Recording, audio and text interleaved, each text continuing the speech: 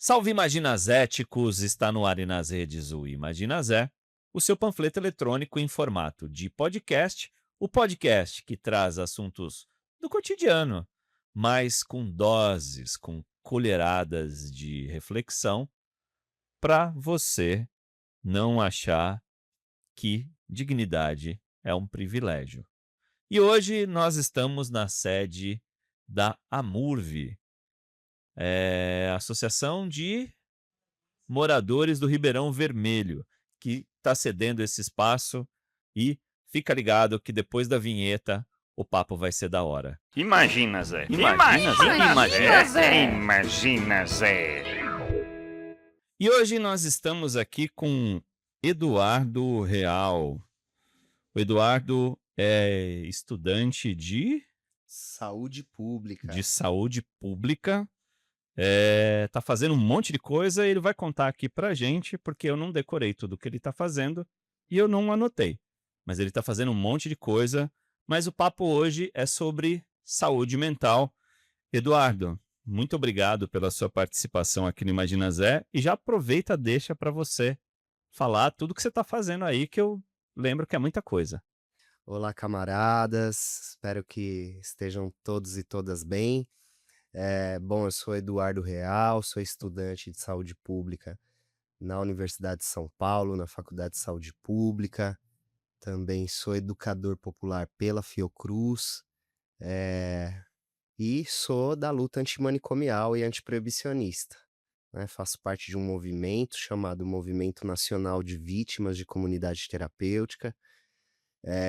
Somos um movimento de pessoas que já passaram por essas instituições, já passaram por violências, violações e familiares de vítimas fatais. E, e muitas outras coisas aí, mas eu acho que o principal é esse. Obrigado pelo convite, e é isso. Edu, a gente tá aqui, eu não poderia deixar de passar, você tá aqui num cenário de fim da jornada 6x1. Eu acho que é importante salientar que na saúde mental o trabalhador precisa ter tempo para ele poder ter saúde e para ele poder cuidar da saúde mental dele. Então fica aí a dica. Se você não reparou, dá uma reparada. Fim da jornada 6x1 é essencial para a saúde do trabalhador e a saúde mental principalmente. Mano, eu queria começar. Eu queria começar meio pelo final, talvez. Às vezes, eu faço uns negócios meio louco. Eu queria perguntar pra você do qual que é o seu maior sonho hoje? Ai, Peguei no contrapé? oi? Peguei no contrapé? Pegou. É que eu sou um cara muito sonhador, né? Então, é, eu tenho muitos sonhos, sonhos grandes, né? Eu acho que o sonho maior é o fim do capitalismo, né? E a gente mudar os modos de produção da sociedade é um sonho muito ousado, mas a história prova que é possível. E sonhos mais locais, né? Um deles é esse, né? Fim da escala 6x1, ou fim de qualquer escala exaustiva, que explore nós como trabalhadores e trabalhadoras. Também a gente sonha com o fim de toda forma de manicômio, de toda forma manicomial de se cuidar da saúde mental, né, e da vida. Eh, e tem meus sonhos pessoais, né, eu tenho aí o sonho de terminar minha formação, minha segunda formação, que eu também sou formado em gestão pública, eh, Fui do entre Conselho outras Municipal de coisas. Saúde. Fui do Conselho Municipal de Isso é Saúde. importante falar. Fui do Conselho Municipal de Saúde do município de Osasco, né, fui conselheiro por alguns meses, fui o primeiro usuário de centro de atenção psicossocial, CAPS, né, conhecido como CAPS. Acho que fui a primeira pessoa ex-pessoa em situação de rua que passou pelo conselho, fui o mais votado na eleição daquele biênio, e fui o primeiro e fui expulso do conselho, né, após auditar muita corrupção na saúde de Osasco, coincidentemente, no dia 18 de maio de 2023. Dia 18 de maio é o dia da luta antimanicomial, né, então é muito simbólico, né, um usuário da rede de atenção psicossocial ser expulso no dia da luta contra os manicômios, né. Isso mostra uma característica do município de Osasco. O município de Osasco, ele tem uma política manicomial, e nefasta, né, contra pessoas usuárias da rede de atenção. Edu, é uma coisa é bastante importante. Quando você fala de luta antimanicomial, para quem já teve acesso a esse debate, pode parecer algo trivial. Mas o Imagina Zé, ele tem um pouco a vocação de eh, trazer esse debate de forma mais palpável. Hoje a gente está num cenário meio web rádio aqui. Eu tô achando legal, porque eu gosto de rádio, assim. O Fofinho não gosta muito não, porque ele gosta de uns bagulho meio de vídeo, mas eu gosto muito de rádio e eu tô me sentindo bem aqui no espaço. Mas assim, essa vocação que o Imagina Zé tem é de trazer esse debate de forma cotidiana, como se tivesse sentado na cozinha de casa. Eu queria que você falasse o que é luta antimanicomial, mas assim, pra cozinha, pra galera que tá na cozinha, entendeu? Sentado à mesa na cozinha, aí perguntaram pra você: "Mano, que é isso?". E aí você vai explicar isso pra gente. Então beleza, ó, vamos lá. Por muito tempo o Brasil, né, tratou as pessoas, que têm questões em saúde mental, né, que têm características peculiares, né, ou pessoas que estavam em sofrimento mental, através dos manicômios, né. E é bom frisar que os manicômios, eles foram espaços de cárcere, né, de Uhum. tortura, de experiências com os corpos, né, dessas pessoas que têm características próprias em saúde mental ou que estavam vivendo em sofrimento, né, no na questão da saúde mental, e principalmente de corpos negros, né.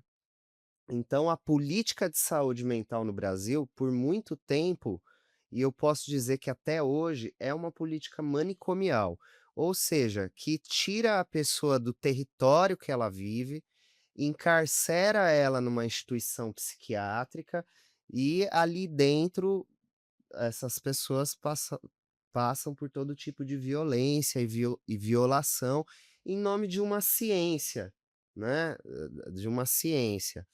Eh, Hoje, os manicômios mudaram as suas características, mas eles continuam vivos, né. Hoje a gente classifica como novos manicômios as chamadas comunidades terapêuticas, né, ou clínicas de reabilitação, ou comunidades acolhedoras, seja o nome que dão, né. Mas continuam sendo espaços de segregação, de higienismo social, ou seja, tirar o louco ou a pessoa que tem problemas com substâncias do território e encarcerar ela, e ali ela passa por todo tipo de violência e violação de direitos, né. Então a luta antimanicomial, ela surge como uma resposta a esse modelo encarcerador, né, esse modelo asilar. A luta antimanicomial no Brasil, ela tem bastante influência de um pensamento que vem de outras terras, né, aí a gente lembra também aí a questão de Franco Basaglia, de Frantz Fanon, né, e a luta antimanicomial no Brasil, ela abraça, movimentos abraçam essa concepção que ninguém precisa de um manicômio para ser cuidado. As pessoas podem ser cuidadas no seu território, junto às suas famílias. Aliás, ser um cuidado coletivo e não individualizante, né? Então a gente tá na luta por isso. Mano, quando eu abri aqui o podcast, eu perguntei pra você, até você disse que eu peguei meio no contrapé. Perguntei qual que era seu sonho, seu maior sonho hoje em dia. E, e eu fui. Eu conheço esse debate que você faz sobre luta antimanicomial e tal, por isso que eu faço questão que você Aham. explique. E eu fui pesquisar quais são os sonhos das pessoas que estão em comunidades terapêuticas. Você já, Interessante. já foi ver isso?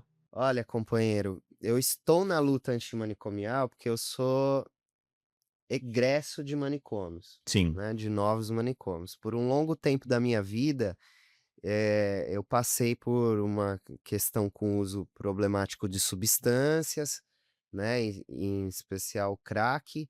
Fui usuário de crack por 15 anos, e aí eu vivi um ciclo de uso problemático de substâncias, situação de rua e internações em comunidade terapêutica. Eu passei por 14 internações.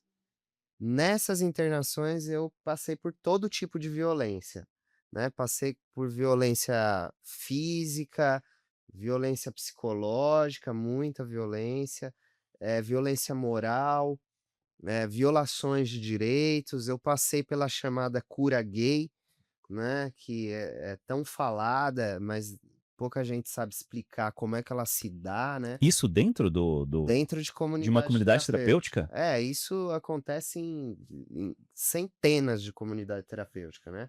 Quando entra um LGBT na comunidade terapêutica, ele é pressionado a todo momento, ou pressionado, ou pressionade, enfim, a, se converter, né, como um processo de cura, como se a homossexualidade, ou outras sexualidades e identidades de gênero fossem doenças de cunho espiritual, inclusive, né, porque esses espaços são espaços geralmente regidos por igrejas evangélicas, né, eh, enfim, neopentecostais, e aí existe todo um processo que é muito violento para que essas pessoas se convertam e abandonem, né. E aí passa desde a violência psicológica, as violências simbólicas, até a violência física também, né. Eu já passei por violência física, castigo, para alcançar a cura, né. Enfim, hã, eu esqueci a pergunta. Era sobre os sonhos de E aí eu so pessoas internadas em manicômios, e em aí eu situação vim manicomial, né. certo. E aí eu vim parar na luta antimanicomial, porque em dado momento eu conheci os movimentos da luta antimanicomial, fui abraçado por esses movimentos, movimentos da luta antimanicomial e antiproibicionistas, né. E aí eu fui conhecendo outras perspectivas, né. Eu fui entender, por exemplo, que todo sujeito usuário de substâncias ou pessoa que vive com algum tipo de transtorno, eu não gosto muito de falar transtorno, mas estou falando aqui para exemplificar, né, ou em sofrimento mental, que são sujeitos de direito, né. E aí eu fui me apoderando desses conceitos, fui entendendo que o que eu passava eram violações graves, né, fui vendo que o que as outras pessoas passavam também, porque eu vi muita violência, né, eram situações de violência e de violação, e aí, eu fui me entendendo como sujeito de direito. Mas o meu maior sonho dentro da comunidade terapêutica era ser desencarcerado, né, ser desencarcerado. Uma das coisas quando eu abri esse episódio, eu falei sobre dignidade, né. Uhum. Eu queria só colocar alguns, assim, porque quando você fala em sonho, eu acho que é o principal da dignidade. Quando você tira o direito de sonhar de alguém, você mata essa pessoa. Você mata independente da gente ter qualquer, crença espiritual ou não, mas você mata a alma, digamos assim.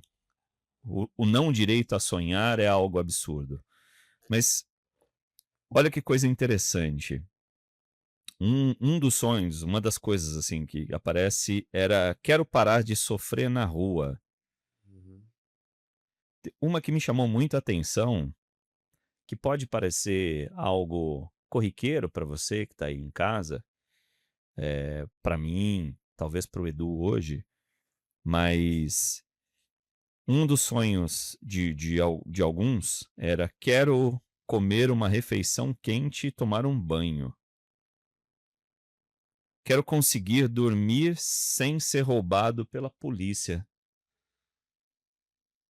Quero aliviar a dor da abstinência da fissura. Então, isso aqui é só alguns, né? Eu até coloquei outros aqui, né? Até pesquisei outros. É, mas grande parte deles falam de dignidade, falam de uma vida, falam de vida. Exato. Que na verdade eles falam assim: olha, eu quero ter uma vida normal. Aham. E isso é algo que não é só degradante, mas é algo que eu não sei como que as pessoas veem, mas isso me choca. Isso me deixa imensamente chocado. Eh, Acho que a indignação nesses casos aqui, a minha é enorme. Eu não sei se você já tinha visto isso, mas Uhum. Bom, vou fazer alguns comentários sobre esses sonhos, né, essas narrativas que foram colocadas, né. Existe a questão da população em situação de rua, inclusive eu tô aqui com a camisa do Movimento Nacional da População em Situação de Rua, né, para lembrar a existência dessa população invisibilizada e por falta de políticas públicas no Brasil, né. E aí a gente teve aí fala sobre gostaria de dormir numa cama, gostaria de comer uma refeição, né, gostaria de não ser roubado pela polícia. Tudo isso existe outras formas de lidar, outros projetos para que a gente possa amenizar o sofrimento que é, vamos aqui ir mais num lugar mais atrás, na radicalidade da coisa, que é causado pelo capitalismo, né, sim, pela total. pela desigualdade social de um sistema que acumula muito dinheiro para uns e explora até esgotar outros, né. E depois desse esgotamento, descarta. Exato. Só que aí existe entidades, né, que elas vêm tentar pessoalizar o sofrimento dessas pessoas, né. Dizer assim: "Ah, tá na rua porque usa drogas. Ah, tá na rua porque quer, não sei o quê". E a gente fala: "Não, a questão não é pessoal, não é exclusiva daquele indivíduo, essa questão ela é coletiva, é um problema de todos e todas nós". Né. E a gente tem outras propostas aí para essas questões, né. Então, antes de tudo, moradia, não internação, moradia. Por que não falar em moradia ao invés de falar por que se coloca internação e tratamentos aí, ao invés de falar de moradia primeiro, né. Existe inclusive o um movimento todo, né, e também, estudos que mostram a eficácia da moradia primeiro. Existem em outros países, iniciativas muito importantes, por exemplo, no Canadá, Portugal, Holanda, entre outros, que a moradia vem na frente, né. Então, na questão de pessoas usuárias de substância ou psicodivergentes, a gente por que não falar em moradia primeiro? Por que falar em internação primeiro, né. A segunda questão é a questão da fome, né, por Uhum. que que eu pre a gente não investe massivamente aí, em erradicar a fome, né, em trazer a comida, na comida ter acesso, as pessoas terem acesso à comida em qualquer lugar que elas estejam, né. Por que que eu preciso estar internado primeiro para poder comer? Por que que eu não posso comer ali, onde eu estou e já participando de outras estratégias que me tirem daquela situação, né. Uma outra questão que eu acho importante falar é que foi citado a questão: "Eu quero sair da abstinência do uso de substâncias", né.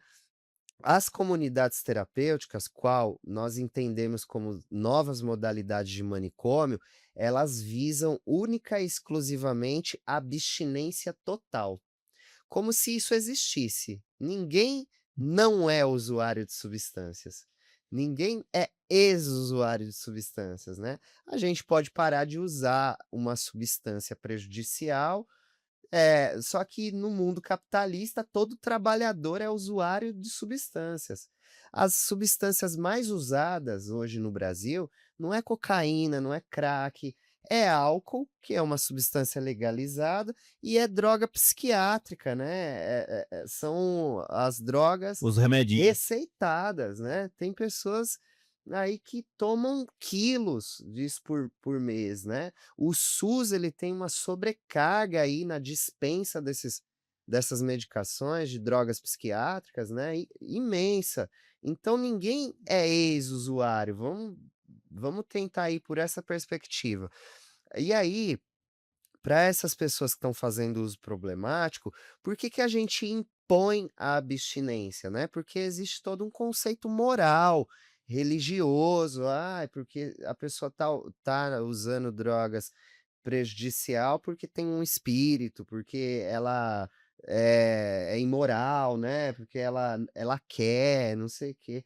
Não, a gente pode pensar de outra forma, existe uma estratégia chamada redução de danos, Sim, né. A estratégia de redução de danos, ela tem comprovadamente muito mais eficácia e ela pode levar a pessoa à abstinência daquela substância, né. Eu passei por redução de danos com o uso de crack, e hoje faz 5 anos que eu não uso crack, mas foi a partir da lógica da redução de danos, não foi a partir da internação em comunidade terapêutica, não foi a partir da imposição, foi a partir de uma outra perspectiva mais humanizada, que não segrega a pessoa, né. E a redução de danos, ela tem um monte de estratégias, né, para que a pessoa possa, antes de resolver não usar mais, né, chegar num não uso, ou chegar numa espécie de uso que não seja tão prejudicial, a redução de danos, ela pensa muitas outras coisas. Como é que tá a saúde física? Como é que tá outros aspectos da saúde mental? Como é que tá a saúde do território daquele sujeito, né? Então, a gente pensa assim na luta antimanicomial. sim. Você falou sobre as substâncias ao qual os trabalhadores, vamos chamar assim, são viciados. Aí eu fui ver essa estatística.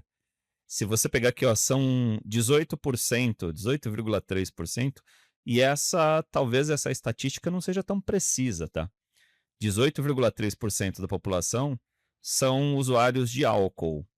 Relataram o uso de álcool nos últimos 30 dias. A segunda substância é o tabaco, né? A maconha, ela vem em terceiro com 4,3%.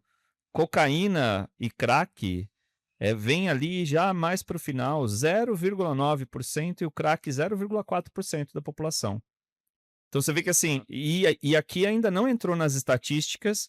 Imagino, essa estatística aqui é do DataSUS, eu acho que de 2023, mas não entrou remédios psicoativos, né? Porque Que eles se você são colocar aqui, você vai ver que o nível de usuários aqui vai ser bem grande que também. eles não são considerados substâncias ilícitas, né, ou ilegais, apesar de serem drogas, né. Já existe há muito tempo aí estatísticas que mostram, né, que pessoas usuárias que fazem um uso problemático, elas são uma pequena parcela da população, que necessitam de um cuidado específico, mas que a maioria da população brasileira é usuária de inúmeras outras substâncias, né, e que não chegam a se tornar viciados, né. Então, sabendo disso, a gente pode quebrar, por exemplo, com aquela teoria de que, existe uma epidemia de crack, né, que existe uma epidemia do uso de drogas, né, esse tipo de visão alarmista, né, que tende a levar a população, políticos, enfim, gestores, a tomar iniciativas drásticas, né. A gente, nesse sentido, conhecendo essas estatísticas, a gente poderia muito bem pensar outro tipo de estratégia, né, pensar, por exemplo, assim: "Bom, vivemos num país proibicionista, né, Sim. construímos uma política de proibição, e as estatísticas mostram que essa proibição não funcionou, né, as pessoas não deixaram de usar, pelo contrário, elas estão usando inúmeras substâncias, né, então a política proibicionista falhou. Então o que que podemos fazer? Ao invés de acentuar a proibição, e lembrando que o proibicionismo mata, né, a gente vê aí, aí eu já vou para outras estatísticas, né, o tanto de jovens negros periféricos que são assassinados pela polícia, né, pelo Estado, na lógica do: "Ai, nós estávamos combatendo um traficante", No combate às no drogas, né. combate às drogas, né, nós estamos atuantes no combate às drogas. Quantas vidas jovens aí, ou não, foram perdidas através dessa política proibicionista, né? Quanto o Brasil perdeu, né, quantas vidas não volta. Né, então a política proibicionista, ela falhou, só que a gente tem uma dificuldade muito grande aí de trazer novas formas, né. Inclusive eu fico muito preocupado com os rumos do próprio governo federal no Brasil, né. É importante falar que a gente tem um governo aí, que vem depois de um outro governo extremamente da extrema direita, né, com características fascistas, mas que ele conserva questões ultraconservadoras, e uma delas é no campo da saúde mental. Hoje, o governo Lula está colocando mais verba em instituições manicomiais que o próprio governo Bolsonaro, e é muito difícil convencer que a gente está seguindo um caminho errado, né, o caminho do proibicionismo, da culpabilização do usuário. Vale lembrar até o comentário infeliz que o presidente fez na data de ontem, né, culpabilizando o usuário pela questão do tráfico de drogas, né. Isso Com isso a gente entende qual que é o imaginário social que tá ali no governo, né, e como isso reflete em políticas públicas. Pô, Lula, vamos investir em redução de danos, vamos acabar com os manicômios, né. É isso. Edu, você falou 2 coisas que acho que me chamou a atenção. Eu não tinha colocado no roteiro, mas eu acho que é importante tocar nesse assunto. Eu acho que eu tenho pleno acordo com o que você diz, assim, se você olhar, e uma das principais coisas que Perdão, desculpa. imagina, que assustam a população é a situação da Cracolândia. Esse combate às drogas, proibicionista, manicomial, internações compulsivas e tal, eles não deram conta de acabar com a Cracolândia. Pelo contrário, na verdade a Cracolândia aumentou, e ela se tornou um problema de saúde pública muito maior do que era lá na década de 90, quando ela começou. Eu me lembro que, assim, eu até hoje eu só me lembro de um projeto, que teve uma certa que destoou dessa política, que foi o Braços Políticas abertos. isso, Braços Abertos, que trabalhava exatamente na redução de danos. Essa política acho que durou uns 2 anos, no máximo, no máximo. Assim que terminou o governo do Haddad em São Paulo, ele foi extinto. Eu queria saber o que que você pensa desse projeto. Foi um projeto que tem inspiração num projeto holandês, né, se não me engano. E como a gente poderia brigar para que projetos como esse fossem mais presentes? Certo. Embora, para a população isso, às vezes, é quase uma heresia, né. Sim. Olha, camarada, primeiro falando sobre a questão da chamada Cracolândia, né?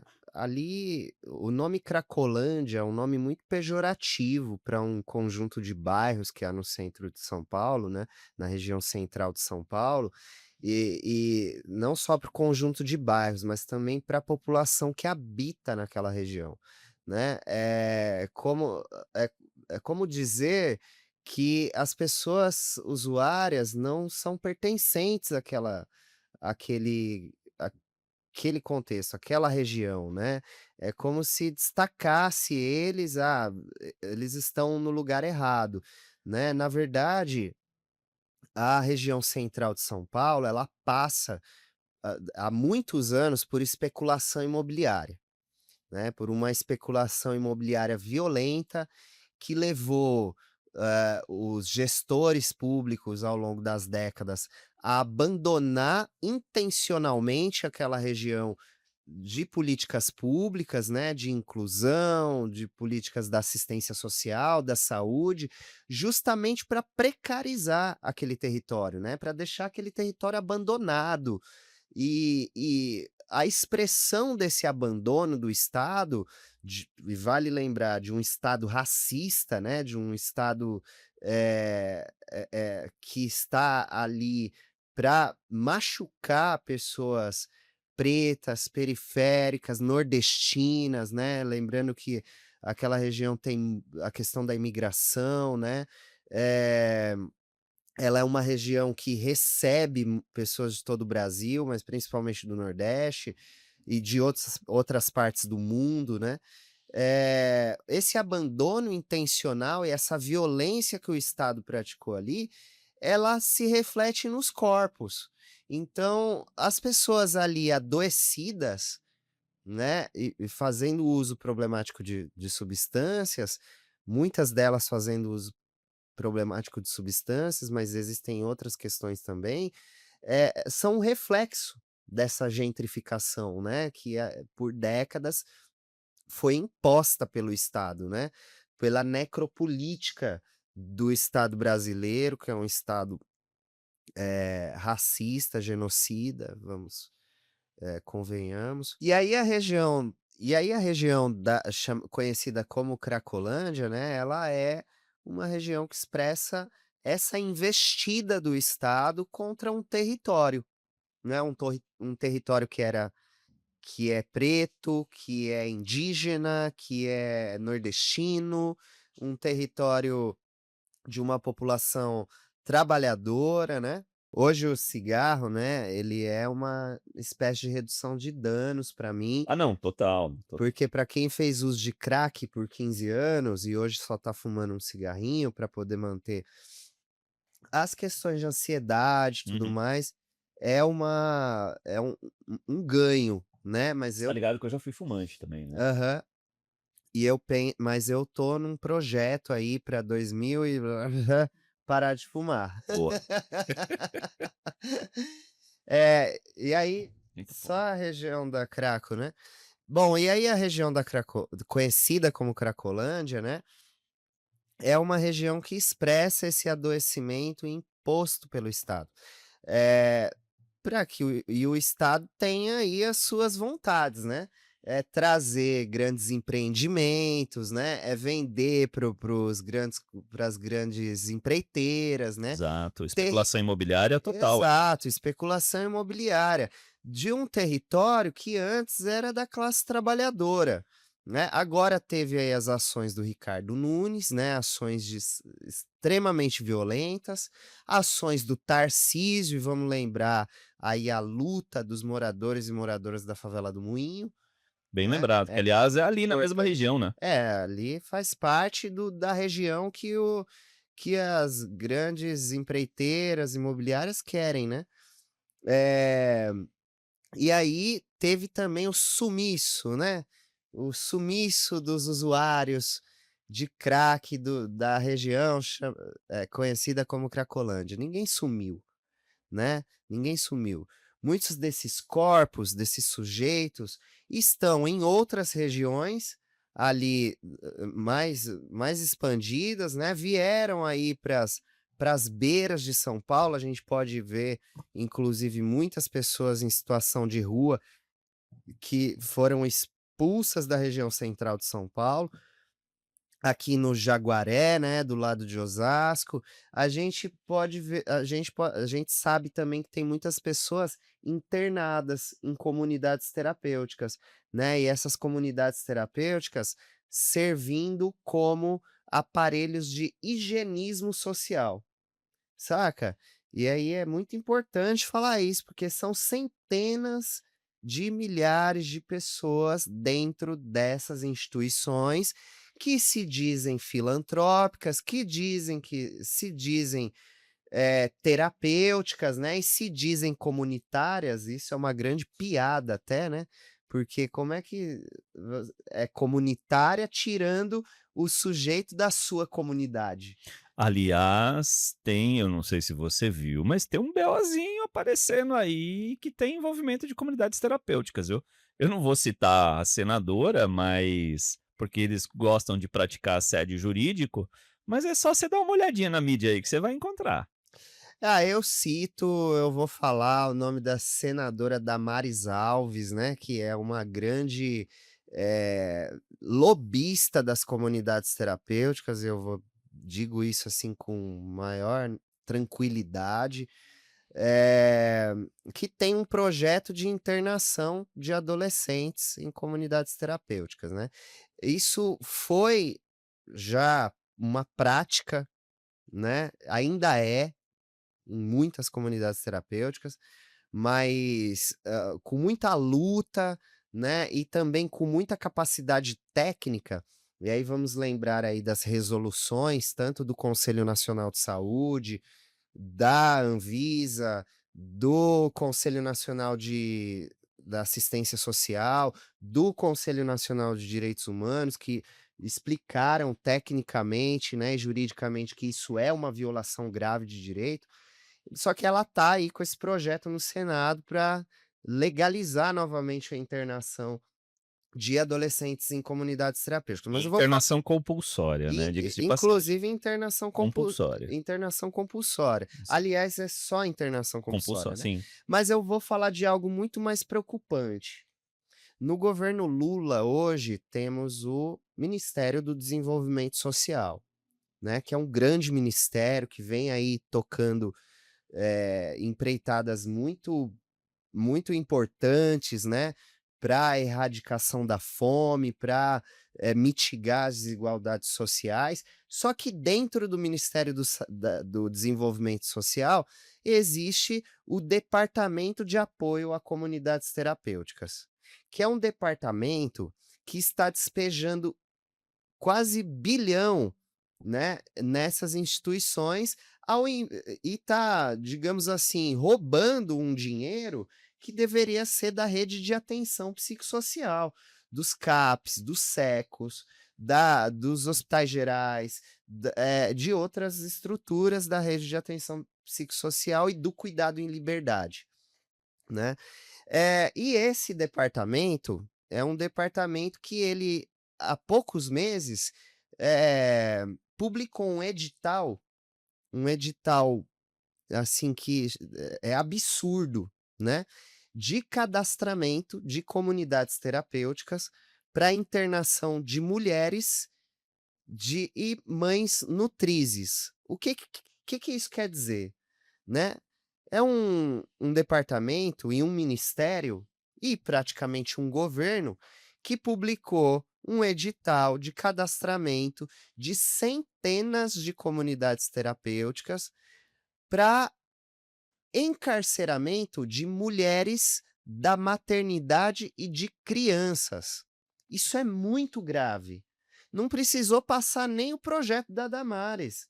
O Estatuto da Criança e do Adolescente já está sendo violado, né. A gente não concorda com criança dentro de cadeia, por exemplo, né, de prisões. E por que que a gente está concordando de, haver crianças, né, bebês, dentro de instituições manicomiais?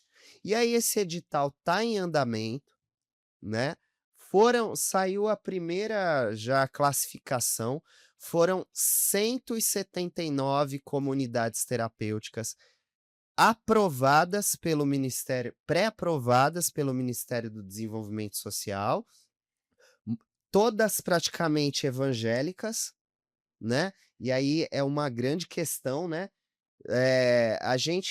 a comunidade terapêutica ela diz que é terapêutica. Que vai tratar pessoas usuárias de substância. Pessoas usuárias de substâncias, segundo o consenso da ciência, elas não estão em nenhuma crise espiritual, elas estão vivenciando um adoecimento, né, uma questão de saúde pública, você até falou. Então por que que o tratamento tem que ser religioso, né? Então foram 179 comunidades terapêuticas pré-aprovadas, maioria evangélica e, pasme, várias delas já tiveram denúncias de trabalho análogo à escravidão, de tortura, homicídio, assassinato dentro algumas tiveram já sofrem essas acusações, de maus tratos, de violação de direito. E aí? Né, como é que a gente faz em relação a isso, né? Precisou de Damares, o próprio governo está fomentando esse absurdo. Aliás, aqui você estava falando isso, eu tô aqui balançando a cabeça, porque eu tô exatamente com esse dado na mão aqui, na minha tela, que as críticas, né, isso aqui também tá no DataSUS, tá? Se quem quiser ir Uhum. pesquisar, só ir lá. As DataSUS é um canal oficial de dados epidemiológicos em relação à saúde a saúde pública. pública no Brasil. Eh, as acusações são de trabalho forçado. Pacientes são frequentemente submetidos a atividades laborais como limpeza, agricultura, obras, sob justificativa de terapia ocupacional. Isso Uhum. trabalhar de graça para os caras que vêm justamente ao encontro do que você está falando. Castigos físicos, relatos de isolamento, agressões, humilhações, como método terapêutico, tá? E, assim, ele sofre todo esse tipo de coisa, mas não é por sadismo, é por um método terapêutico. E Validado institucionalmente. exato. E o outro é a restrição de liberdade, que aí a pessoa restringe que esses pacientes tenham um contato com o mundo exterior, né. E aí, assim, dificulta inclusive a denúncia disso, cara. Com certeza, eu faço parte de um movimento de pessoas que passaram por comunidade terapêutica, assim como eu, e que sofreram diversas violências e violações, né. Eu espero muito, inclusive, que uma uma mãe, um pai, um familiar, um amigo, uma amiga de uma pessoa que esteja internada nesse momento esteja ouvindo esse podcast, né, ouvindo, para entender o que acontece dentro desses lugares, né. Geralmente as famílias ou amigos, enfim, quando internam, né, recebem um monte de promessas, né, "Não, vamos tratar bem, aqui tem profissionais de saúde, a alimentação aqui é ótima, as acomodações", né, Olha a mas paz que transmite esse lugar. nossa, olha a paz, né, porque geralmente são espaços, bom, como todo espaço de segregação, né, eles são longe do território onde a pessoa habita, né, então é uma chácara, né, então geralmente é muito bonito. E ninguém se pergunta como é que aquele lugar ficou bonito, né. É através de trabalho análogo à escravidão. Mas vamos lá. Aí a família recebe muitas promessas, né? Só que depois que tranca lá dentro, aí começam as violências e violações. Não permitir que a pessoa tenha comunicação a hora que ela quiser é uma violência, é uma violação de direitos humanos, né, tá na lei, é proibido isso. Não permitir que a pessoa receba visitas é ilegal. Não permitir que ligação monitorada é ilegal, a pessoa tem o direito a conversar com quem ela quiser através do telefone e o que ela quiser sem monitoramento. E aí, devido a essas violações, as pessoas são desacreditadas, né. Geralmente as famílias elas são orientadas da seguinte forma: "Olha, o seu familiar vai pedir para sair, ele vai falar que está sofrendo violência aqui, mas isso é abstinência, é porque ele quer usar droga", sabe. E aí a família acaba mantendo essa pessoa lá internada, né, e essa pessoa ela vai passar por violência. Então se você tem uma pessoa em regime de internação em comunidade terapêutica, eu digo assim de coração e torcendo para que tudo dê certo, mas resgate-a. Resgate-a e procure, se tiver na sua região, um serviço, um centro de atenção psicossocial. Eu sei que é diferente, né, é diferente os métodos do centro de atenção psicossocial, da rede de atenção psicossocial, eles não são métodos, invasivos, né, que vão, internar a pessoa, né, mas eles são métodos mais eficientes e mais humanizados. A possibilidade do seu ente querido passar por uma violência e por uma violação é quase nula, né, apesar que o SUS tem muitos problemas também, mas dentro de comunidade terapêutica você pode ter certeza, ele vai passar por uma violência e uma violação, que quem sabe vai passar até imperceptível, porque a violência hoje ela é tão normalizada, a violência contra o corpo preto, periférico, contra as pessoas pobres, ela é tão normalizada, ela é normalizada há 500 anos, né, Uhum. digamos assim, né. O corpo do sujeito não branco, né, ele foi, classificado como não humano. A ponto do Estado falar que escravizar essas pessoas era estava tudo certo, né, de existir lei que dizia: "Olha, esse corpo, ele não é humano, então tá tudo bem fazer o que quiser com ele". Então muitas violências que a gente vivencia hoje, elas não parecem violência, a gente não entende que a gente está sofrendo violência. Né, Ficou ou que aquela normalizado. pessoa que está ali está sofrendo violência, Sim. né. Então, vigia, vigia, se puder, tira de lá e traz aí para a rede de atenção psicossocial. Edu, imagino que você já tenha assistido o filme e o documentário que eu vou citar aqui, Bicho de mas 7 cabeças. exato. Eu não sei se você sabe, mas o cara que foi o personagem principal, que aquilo é baseado numa história real. O Sim, cara viveu aqui pertinho da gente, no Helena sim, Maria, né. sim. E o Corte de Cobra, se você, não assistiu, recomendo que assista. O Bicho de Sete Cabeças, aliás, é uma atuação fantástica do Rodrigo Santoro, Aham. ele vai muito bem nesse filme. Eh, e, assim, mostra muito do que você falou, dessa realidade, da internação, do que falam pra família. Você lembra da cena da irmã falando assim: "Nossa, que lugar lindo, Foi por até eu isso queria ficar foi por aqui", isso que eu né. falei: "Nossa, que paz", foi É. exatamente essa cena que veio à minha cabeça. É. E assim, né, gente, tem o Bicho de Sete Cabeças é um dos exemplos, né, a gente tem aí outros trabalhos muito importantes, aí que trazem, né, uma interpretação da realidade, ou a gente também tem a gente tem também trabalhos mais Sim. técnicos, tal, que expressam a realidade, né, por exemplo, muitos documentários.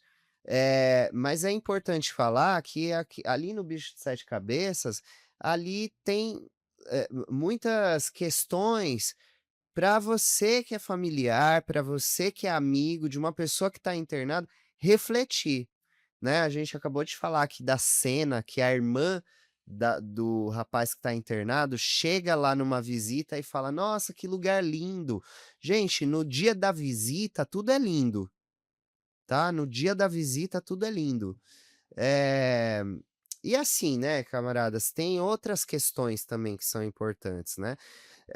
Geralmente esses espaços são extremamente proselitistas, né, ou seja, eles impõem a religião como método de tratamento, né. E aí, por mais que você seja uma pessoa religiosa, você seja um familiar que congregue de alguma crença, né, enfim, principalmente se for evangélico, gente, uma coisa é a fé. Outra coisa é um cuidado elaborado em saúde, tá. Eu sei que é muito difícil falar disso, né, eu sei que as pessoas elas falam assim: "Não, mas só o que vai curar meu filho é Deus". Até porque a rede de atenção psicossocial no Brasil, ela é totalmente sucateada. A gente aprovou a lei do 10.216 e outras leis que, constroem a rede de atenção psicossocial no Brasil, e até hoje a rede de atenção psicossocial ela não foi construída, né. E aí as pessoas, principalmente as pessoas da classe trabalhadora, né, elas estão abandonadas. Vamos pegar o exemplo de Osasco. Osasco é uma cidade, um município de quase 800.000 habitantes. Sabe quantos CAPs álcool-drogas ele tem? Um, um CAPs Imensamente álcool-drogas. sucateado Com também. uma equipe reduzida. Sim. E ele ainda funciona na modalidade 2. O que que isso quer dizer? Que ele só funciona das 7 da manhã, 7 ou 8 da manhã, até às 18 horas da tarde. Como se as pessoas usassem substância só em horário comercial, sabe? O restante do cuidado fica na mão de quem? Ou de posto de saúde, ou principalmente da polícia de Osasco, da GCM de Osasco, né, que tem um usuário em crise às 23 horas. Quem que vão chamar? O SAMU? Não, vão chamar a polícia militar e a GCM, inclusive o que é totalmente errado. Inclusive não é um confronto aqui com polícia militar ou GCM, é inclusive falando para os policiais: "Isso não é assunto de vocês, estão colocando vocês para fazer trabalho, desvio de função". Porque cuidado com o usuário em crise que está fazendo, de repente, um roubo, que está agressivo, que está não sei o quê, que são casos muito pontuais inclusive, né, é assunto da saúde. Mas estão colocando vocês para desvio de função, inclusive, né. E que muitas vezes isso termina em forma trágica, né, e aí sai estampado nos jornais de Osasco, né, drogado, morto pela polícia, e aí isso induz a opinião pública a pensar, a comemorar isso. Não, a gente não tem nada para comemorar, pelo contrário, a gente tem um governo totalmente alinhado com os novos manicômios, que deixa o que era para ser da nossa rede de atenção psicossocial totalmente sucateada. E essa estratégia do governo mata. O governo de Osasco, esses 2 últimos governos de Osasco, eu entendo que eles deveriam ser responsabilizados aí até em corte internacional, porque a necropolítica de Osasco já ceifou muitas vidas.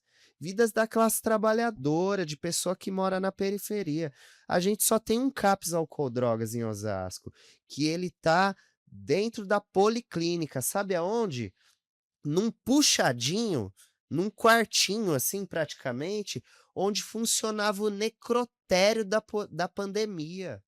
Não é espaço adequado. O CAPS, um CAPS, ele tem que ter uma estrutura adequada.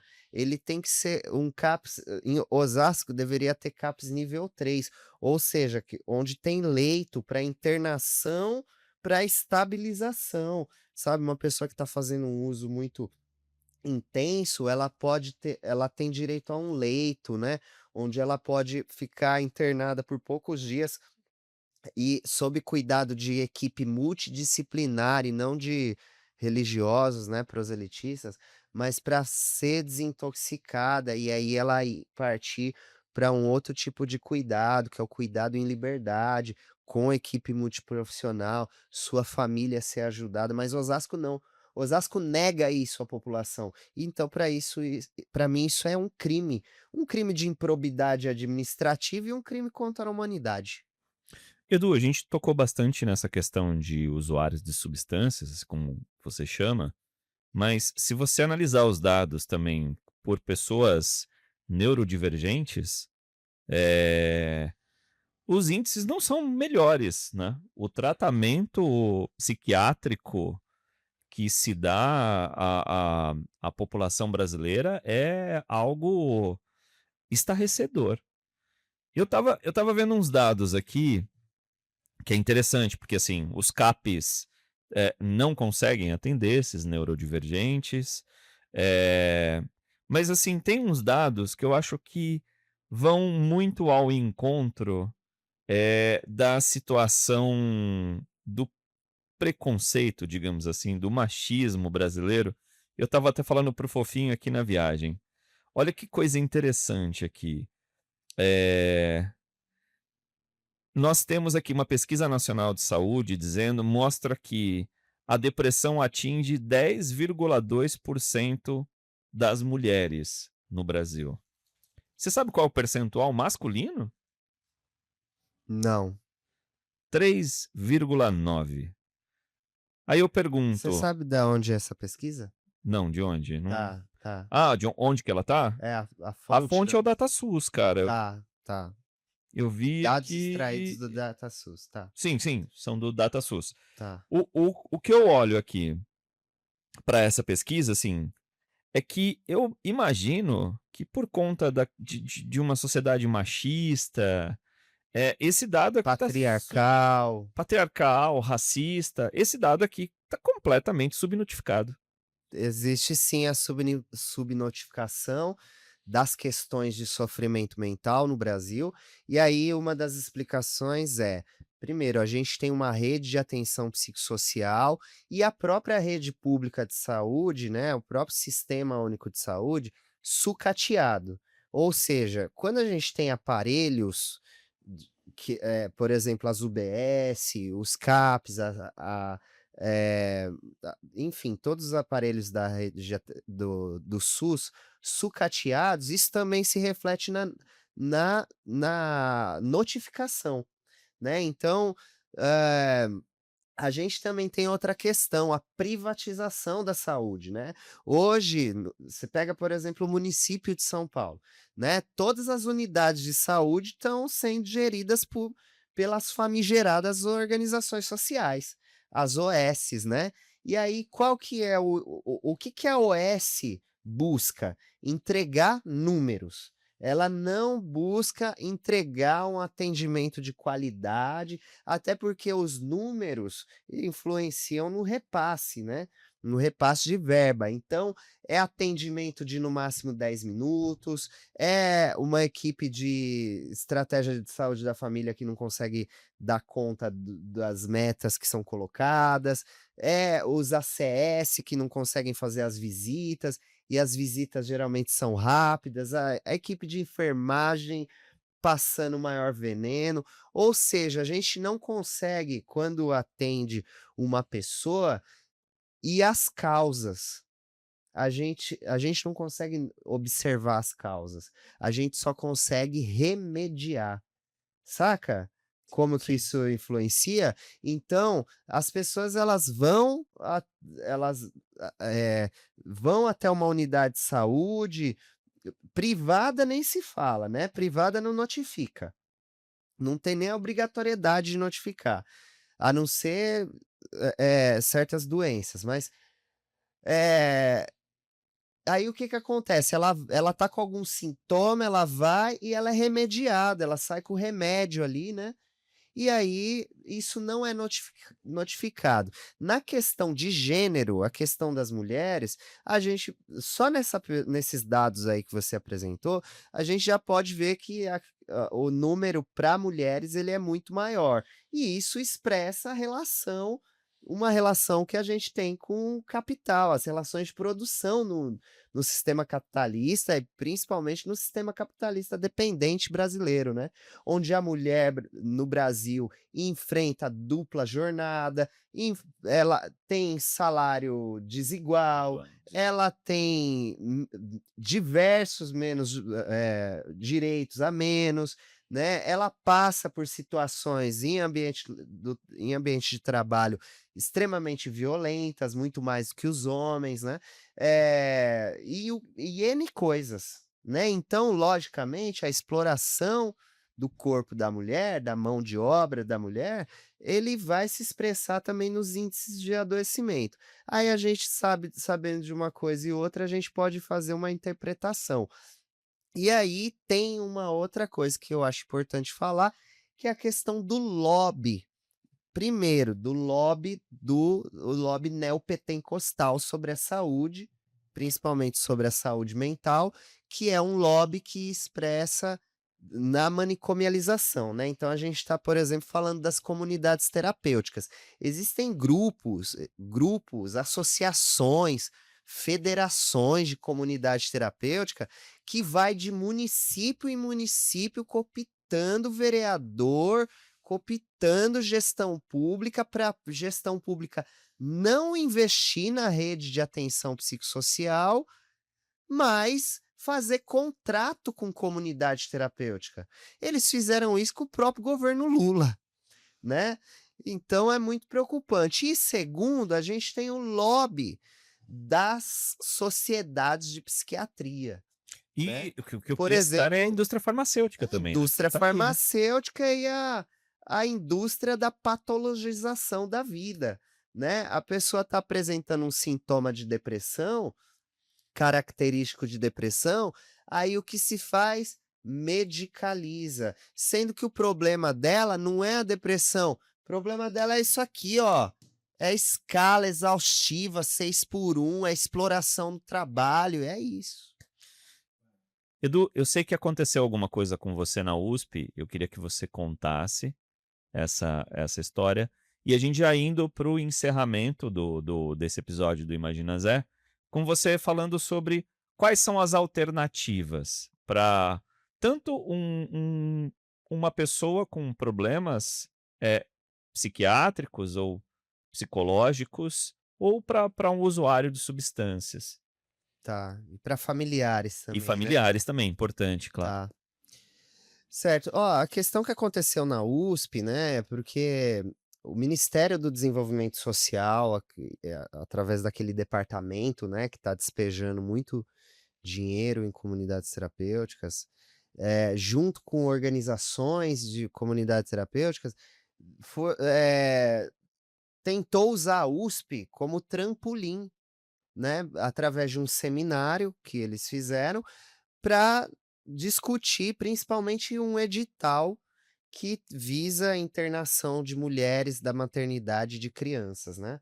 E aí nós, movimentos sociais da luta antimanicomial, movimentos estudantis da Universidade de São Paulo, a gente foi até esse seminário no intuito de fazer um protesto muito pontual, né, para mostrar o posicionamento da Universidade de São Paulo, que inclusive está muito bem registrado através das notas emitidas por vários departamentos, por exemplo, departamento de psicologia, a gente foi lá fazer um protesto contra as comunidades terapêuticas, contra a política de encarceramento, né. E aí o que que acontece? A gente tentou entrar no espaço e a gente foi agredido, né, foi duramente agredido, passou por muita violência, os estudantes, vários estudantes ali saíram muito machucados por pessoas do próprio governo federal, por seguranças privados, por membros de comunidade terapêutica, por membros de associação de comunidade terapêutica, que feriram estudantes, né. Tem vários estudantes que ficaram muito feridos, né.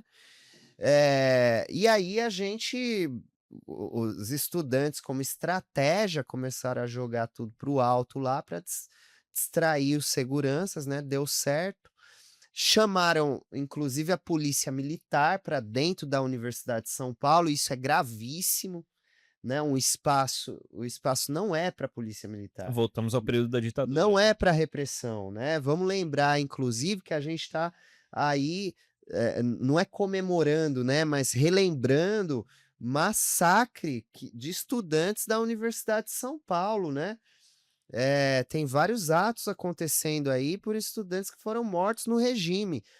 E aí chamaram a polícia militar para dentro da universidade. A gente não teve confronto com a polícia, né, porque ela chegou depois, mas a gente foi reprimido, né, com a presença de uma polícia militar fortemente armada. Felizmente eles cancelaram o seminário dentro da Universidade de São Paulo e deixamos o recado: a Universidade de São Paulo não é espaço para manicômio. Os movimentos estudantis e da luta antimanicomial que, estão ali na Universidade de São Paulo para combater, para produzir inclusive ciência contra qualquer forma de manicômio.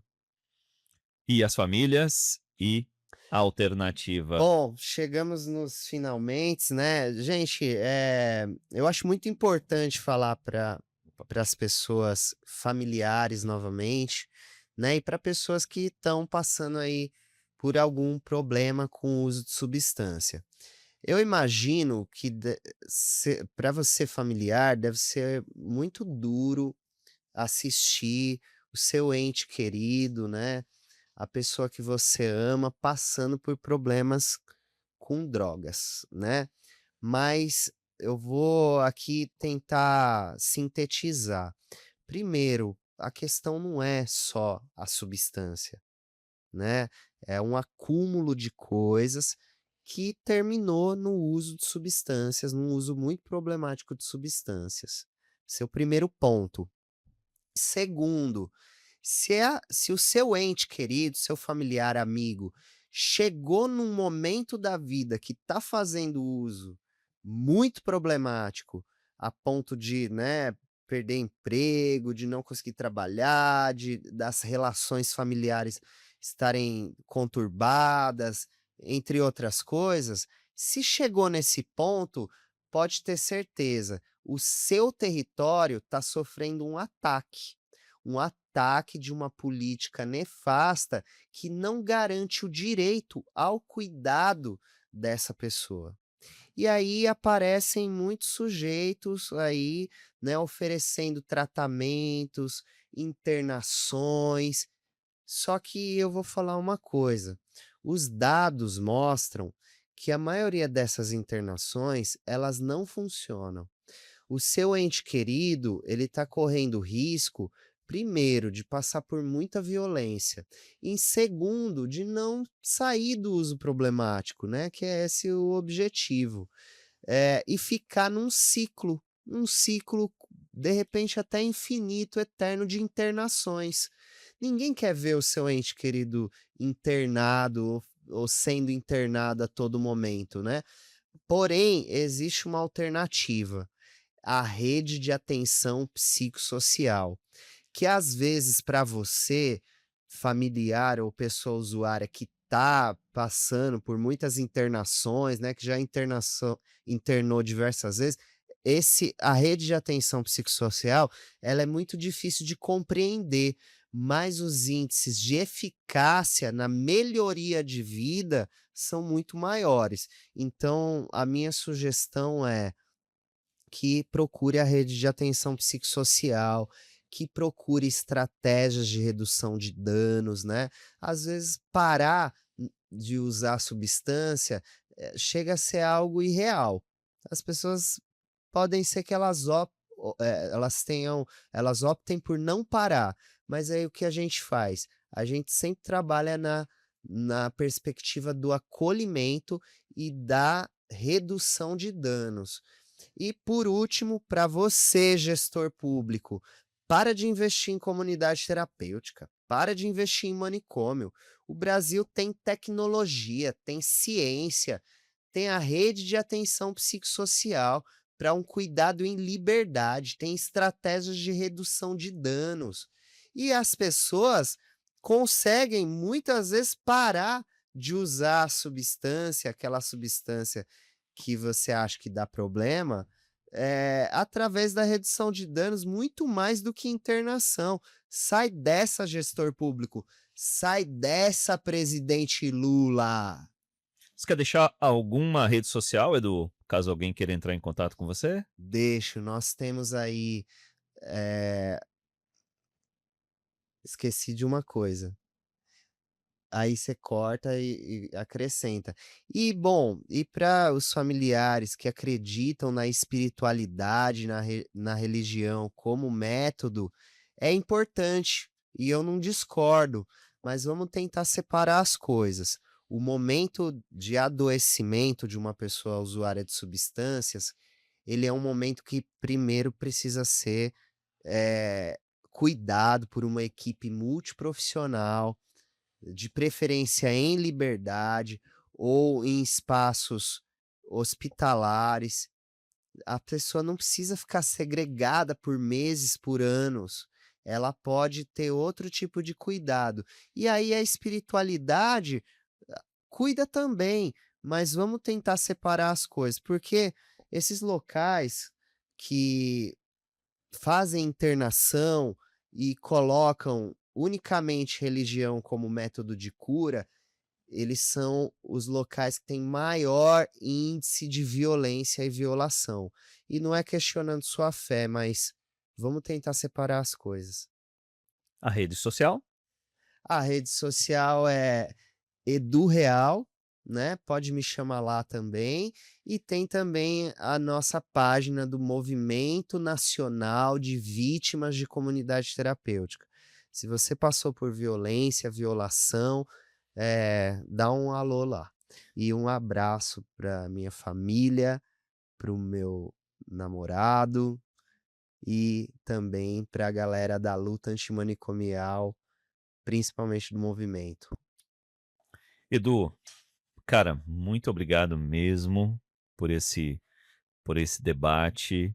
Eu tenho dito muitas vezes que o Imagina Zé tem servido como forma de letramento para mim. É um privilégio poder tocar esse trabalho aqui e dialogar com pessoas tão qualificadas e que têm histórias tão importantes e tão interessantes para tocar, para poder conversar.